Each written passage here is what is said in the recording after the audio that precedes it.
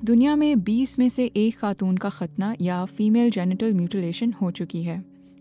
जिनसी अज़ा के कुछ हिस्सों को काटने, तब्दील करने या निकालने को FGM कहते हैं।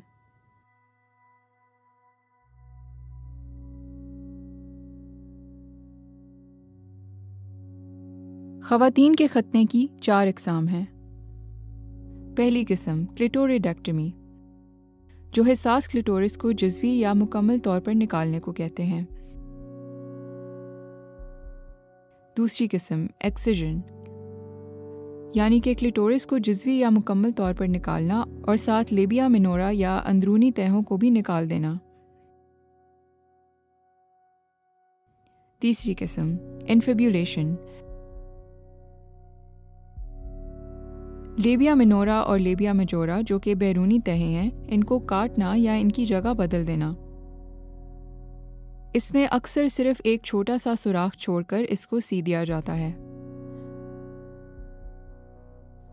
चौथी किस्म में दीगर नुकसानदेह तरीक़ेकार शामिल हैं, जैसे चबोना, छेदना, चीरना, खरचना और दागना।